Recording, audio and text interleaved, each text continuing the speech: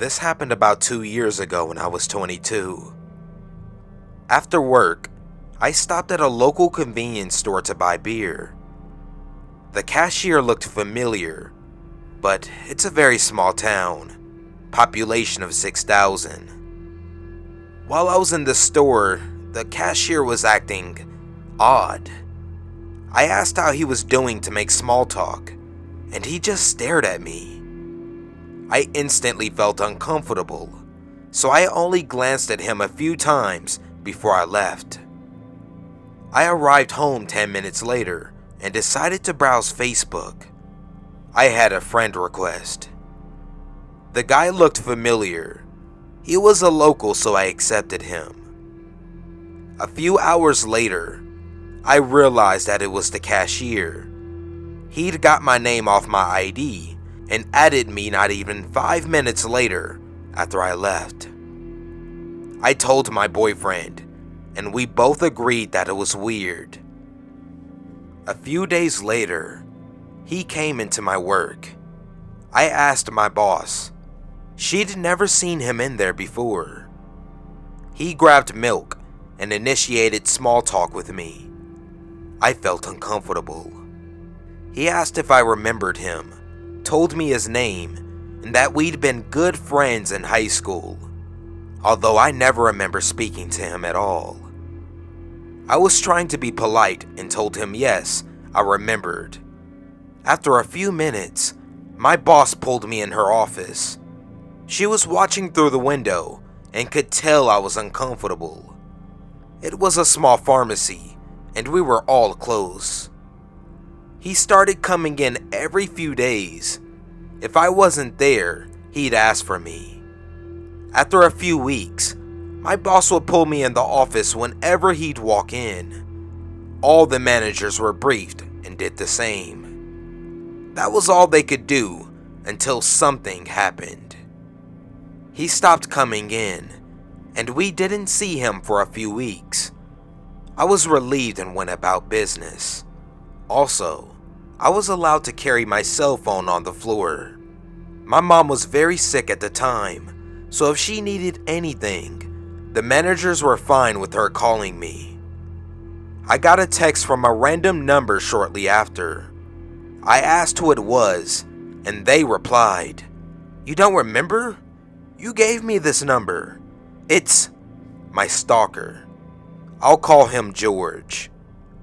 My heart started pounding. I sent a polite, short message back. After work, I checked to see if my phone number was posted anywhere on my Facebook page. It wasn't. George started messaging me daily, calling me sexy or babe. I was freaked out to say the least. My boyfriend was working out of town with limited call reception, so I couldn't let him know what was going on. A few days later, I got a message from an old classmate I still talk to once in a while. "Hey, did George ever get a hold of you? He said there was an emergency and needed to contact you. Is everything alright?" I broke down crying, finally acknowledging that, yes, I was being stalked. I didn't know if he was violent, and he knew where I worked, so I sent him something like, "Hey, I just wanted to let you know I have a boyfriend. I didn't want there to be any misunderstanding between us." That's when shit got bad. He called me a liar, a stupid whore, telling me he doesn't know why my ugly ass would have ever thought that he was interested in me, that no one would be interested in my nasty blank. I asked him to leave me alone. The insults got worse. Slut, whore, cunt. I shut my phone off and cried, and tried to ignore him. A few hours later, after calming down, I turned it back on and hesitantly checked. The last message he sent read, "You fucking cunt. I know where you work. I know where your house is. I could fucking kill you in my sleep, and you wouldn't see it coming. Try to call the cops on me. I'm in New York right now. Do it, bitch. They can't protect you. I called a friend, explained, showed her the messages, and she took me down to the police station, where I showed them the messages as well. I was shaking. I filed a report and later got a restraining order against him. Turns out, he already had 2 other restraining orders from other girls he's done this to as well. My boyfriend came back a week later. I told him what happened and had to stop him from hunting that sick fuck down. Last year, he tried getting my number from a friend over Facebook. She blocked him. I haven't seen or heard from him since, thankfully. There have been very few times in my life where I've been that scared. You hear about shit like this on the news or in documentaries, but never think it can happen to you. I slept with the light on for months.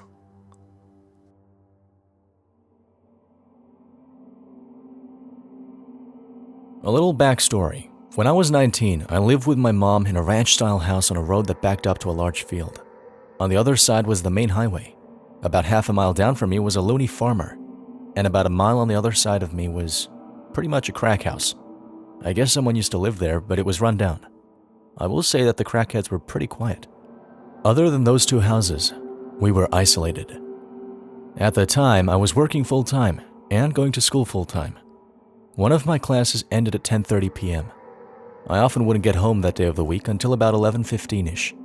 I was driving home one night and I noticed some guy walking down the road. He had a yellow shirt and track pants. I remember his outfit because, well, it was stupid. It wasn't weird to see people walking down my road because of the whole crack house thing, but I instinctively looked over at him when I drove past. He turned and smiled and waved, which freaked me the fuck out. So I speed the half-mile home and pull into the driveway, weirded out. I made sure all the doors and windows were secure and then sat on the couch to be a paranoid freak and wait to make sure the dude walked past my house. Except he didn't. And there was another guy with him, dressed in darker clothes. They actually walked up my driveway and started playing around with my car, testing the handles and stuff. In my hurry, I forgot to grab my phone from my car, so I was kind of worried that that's what they were after, until the guy in yellow started approaching my door. I'm freaking out, so I go and wake my mom up. She's bleary, and I'm trying to explain the situation when we both hear the doorknob turn very slowly. Good thing it was deadbolted. She got out of bed, walked to the door, and then yellow shirt knocked. I perched up on the couch so I could get a good look at him and his friend, still in the driveway. The porch light was on because of the sensor. "Yeah?" my mom said. "You dropped your wallet." I told my mom that I had my wallet. It was in my purse. So she calmly told him that she had her wallet, and it was too late to be knocking on people's doors. I remember perfectly what he said next, even though this was about 6 years ago. "Okay, I'm not a bad guy, just so you know." We were all pretty still. No one moved, not even the guy at the door. Not even the porch light went off. Then he tried the handle again.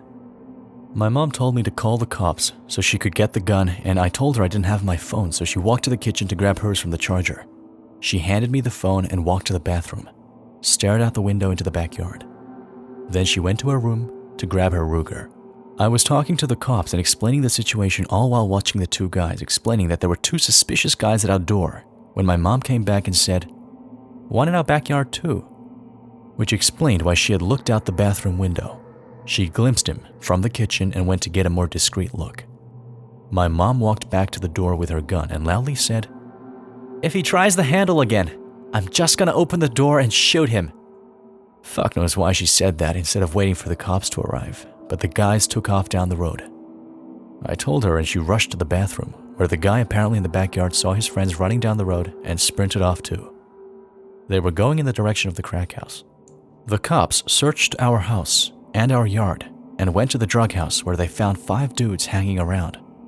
One was the yellow shirt guy, and I'm assuming his friends were with him. They did get arrested, and nothing weird like that ever happened again, but I was on edge for a while. I still make sure the doors are locked at all times every day, even though I live in a much nicer area now. Anyway, sorry it was a bit anticlimactic. The dudes got caught. Either way, weird guys who told me you found my wallet? Let's not meet.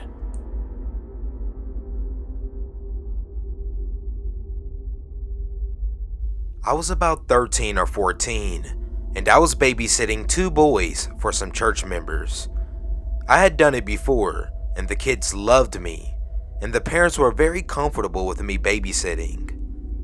This was a night where they were going to be gone until 2:30 in the morning. I was doing it for free that day, because they were going to do something church related, and that's just how I rolled. Anyway, the house they lived in was in an apartment complex. You know, one of those small ones that had 2 floors and 4 places in each spot. They're on the bottom floor, with 2 bedrooms on either side of the apartment, with the kitchen on the left and the living room on the right, with a sliding glass door to a small patio and a public bathroom next to the front door. It was about, I think, 1:30, and I knew they would be getting home soon. The kids were knocked out, obviously after practically begging in 3 bedtime stories, and I had finished my homework, and they didn't have cable. This was before Netflix became an online service, so they had a couple of DVDs and VHSs to watch, so I grabbed Land Before Time to make the night go quicker. I was already very tired and had nodded off a couple of times. However, it was about 2 a.m. and I can hear knocking at the front door. Knowing the parents had a key, I did nothing but sit there in the dark with the TV glowing. Being a paranoid person and who watches and reads enough horror, I grabbed a baseball bat that was next to the couch. And what happened next will haunt me forever. I heard a small voice, almost like a young woman's. "Oh dear, that won't help you." My heart stopped, and I realized that the patio door didn't have the blinds shut. My eyes shift slowly to the door, and I see someone on the patio staring in. I couldn't make anything out other than that they were very short and wide. I screamed and ran into the kids' room. Thankfully, they were all still asleep. Sadly, this was before I had a cell phone, and there were no cordless phones. All I did was push the dresser in front of the door and stared at the one window of the room. That's when it became dark as a shadow loomed on the window. The knocking started again, and the woman's voice called out, "Come on, dearie, I won't hurt you. Please come out." The window was being knocked so hard, I was afraid it would break. The kids finally woke up, and they were screaming and scared.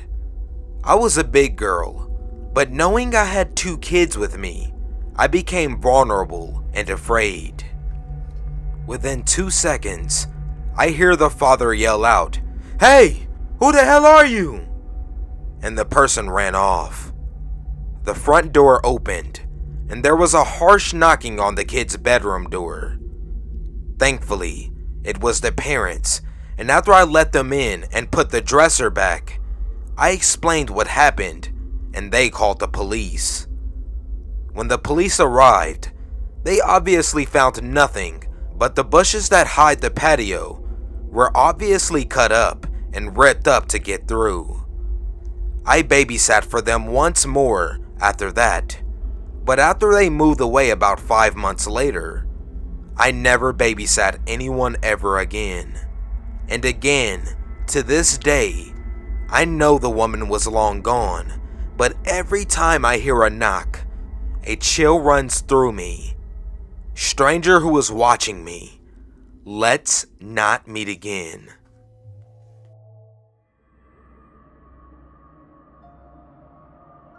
So this happened when I was in 7th grade, a 12-year-old. At the time, it was just my mom, my brother, and I living in a rental in a rundown low-income area. We moved in during the summer before the school year started, and were welcomed by our next-door neighbors, which wasn't too uncommon but not super common at the same time for that area in Oregon. My mom worked 8 a.m. to 5 p.m. every day, so my little brother and I would ride the bus home every day from school. My cousin would also sometimes ride back to my house with us, and her parents would pick her up later. Important for later. One day when I came home, I noticed our only small laptop we owned was gone off the counter. I figured my mom had moved it. When my mom came home later, we determined it was missing, and that a lot of other things were missing, like my iPod and wallet, and my mom's safe with her handgun in it, and a lot of family valuables. We called the cops and reported a robbery, and they came to investigate. They determined the person probably slid through the doggy door leading into the garage, and then entered the house through our unlocked garage door. Cops stayed in their cars all night and said they would stay on watch for our house more than normal. I was terrified all night, and my brother and I slept in my mom's room. The next day, we locked all our doors. It was Wednesday, and was a random half day at my school, so I rode the bus home around noon, and my cousin came with, while my brother went to a friend's house for the afternoon to hang out. I used the key under the mat my mom leaves for me, and my cousin and I hung out for about an hour or two until her mom came and picked her up. After she left, I heard the doorknob of the closet right next to the front door slowly open, and out comes this skinny, what looked like a 35-year-old man that I recognized as our next-door neighbor. He seemed to be constantly shaking, intense eyes, had a really unhealthy look to him because of his extremely sunken-in face. Terrified, I'm in the living room just standing looking at him while he looks at me, with a surprised look on his face. I think he thought everyone left when my cousin did, until his face changed into an amused smirk, when I believe he realized that I was alone in the house. He begins to walk towards me, while I stand there shocked, not sure what to do. He grabs me really hard on the shoulders and tells me I'm pretty. He then begins to pull me into him, to, I think, lick me? I don't know, he seemed crazy and excitable with his intense eyes. I instinctively jump and buckle my knees to allow my full weight to be the force that rips me from his grips, and fall on my butt. He then bends down for me when I heel kick him in his nuts as hard as I can. Note, I played soccer at the time and practiced wrestling with older neighbor kids a lot. He then yells and falls to his knees, cupping himself. I use that time to run past him to my front door. I open it and run to a kid I rode the bus with's house about 6 houses down. He and his mom were there, so she called the cops and my mom while I waited. The cops got to the house and he wasn't there, but had managed to steal a few more small valuables. I gave my testimony that it was our next-door neighbor, and he was caught that same day selling some of our stuff at the pawn shop in town. He ended up being a crystal meth addict, stealing our stuff to sell and pay for his addiction. He was super weak from all the drug abuse, which is probably why I was able to get away from him. He was also apparently somewhat high, which he claimed heightened him sexually, which is why he spontaneously decided to attack me, being that I was alone. Also, though he looked in his mid to late 30s, he was only 26. He'd apparently watched us for a few months, learning our schedules for when we left and got home. He took the time to take the key from under the front door mat while we were gone, get a copy, and then put the original back under the mat for my brother and I to use when we got home. The cops were surprised he was smart enough to do that, as he seemed to be mostly dim-witted with everything else due to the drug abuse. Either way, I testified against his physical attack, and he got a few decades of jail time being that he was already on parole for drugs. I was terrified and slept in my mom's room for the next year. So, let's not ever meet again, creepy meth addict neighbor.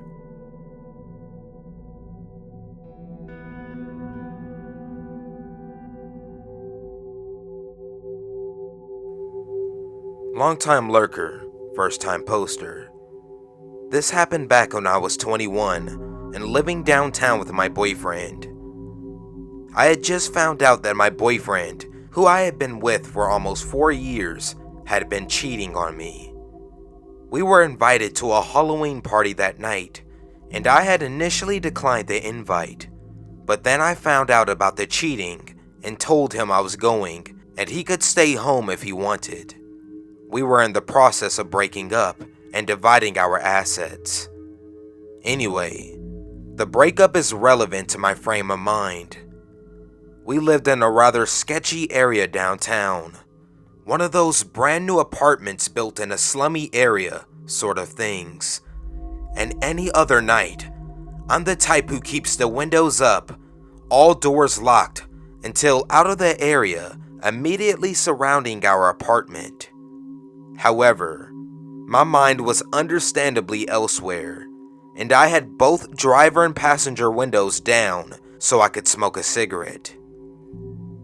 The first red light I came to on the way to the party was still in the shady part of town.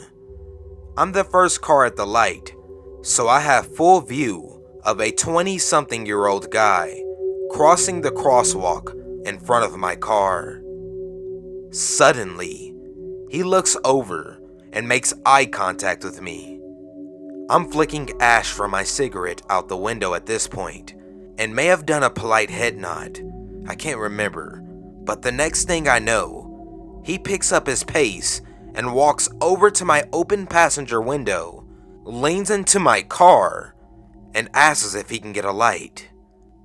When flustered, I tend to be polite, so without really thinking, I hand him my lighter, and was totally prepared to just pull away when the light turned green and let him have it. That's when, instead of reaching for the lighter, he reaches into my car and lets himself in, and just sits down like we're old friends. At this point, the light turns green, and I grab my purse and wedge it between my left leg and the driver's side door. Apparently, I was more concerned with being robbed than the darker alternative. He thanks me for giving him a ride, and I slowly pull away from the stoplight. Cars are behind me, and ask him why he got into my car. He replies that he could tell I wanted to give him a ride, and launches into an obviously fabricated story about needing a ride because his girlfriend had just broken up with him and left him stranded downtown. I tell him that I'll take him to the nearest gas station as I needed to get gas. I didn't, but this was the closest place to our location, which was well lit and sure to have people. The gas station was about only 6 blocks away, but it was the longest 6 blocks of my life. He tells me I'm pretty and asks me if I can give him money so that he can get a cab home. Like an idiot, I offer him the $4 and quarters I keep in my car for the parking meters. At this point, I think I was just ready to make him stop talking and leave me alone. Instead, he starts throwing the quarters one by one down the cleavage of my shirt. What the fuck? I ask him to stop. He just laughs. Then I see it, the gas station. I pull in and tell him that we both need to get out so I can pump.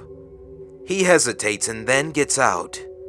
I have never locked my car door so fast in my life. I walk inside, telling him that I need to prepay. Instead, I find the first group of people I can.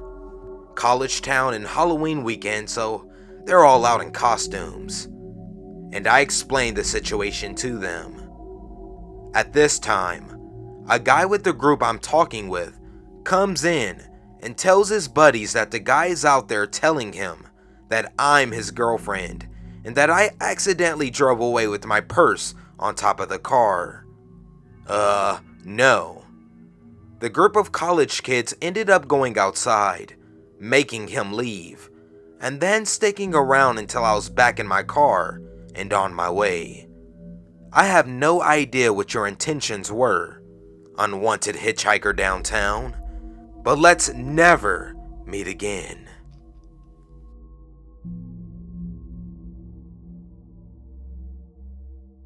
So this happened earlier in this year. As a little background, I'm a 30-year-old male, married, 29 at the time, with a young daughter. I live in a rural Northern California town, pretty much right in the epicenter of the gold rush. And I don't know if it's all the ways the land was taken or the ways people killed for wealth back then, but it's always seemed to have a higher share of strange recluses and sovereign citizen types. That being said, this is not a hunting story or strange people of the woods, but it was by far the most frightening encounter I have experienced as a father. Some time ago, I ended up with an extra day off and my wife and I decided to go for a drive and check out a semi-local gun show. From time to time, I will get tables at them and have friends who do them regularly, so we went to visit as I'm always looking for obscure parts and pieces for old military weapons, and had some family that lived in the area of this show too. We had a hell of a winter last year, so unsurprisingly it was a cold, gloomy day. We drove about an hour and knew the promoters, so we walked right in. As I was passing tables in search of the right stuff, I was carrying my daughter with me. She was very small and ridiculously cute, so everyone wanted to look and ask about her, which is normal from what I've observed for parents. At times you even draw a small crowd, usually of sweet LOLs, old meaning little old ladies, and some grandpa types. As a side point, I had one grumpy lady tell me she was way too young. I looked at her confused and said, "She's like 3 months old, she'll never remember." Back on topic.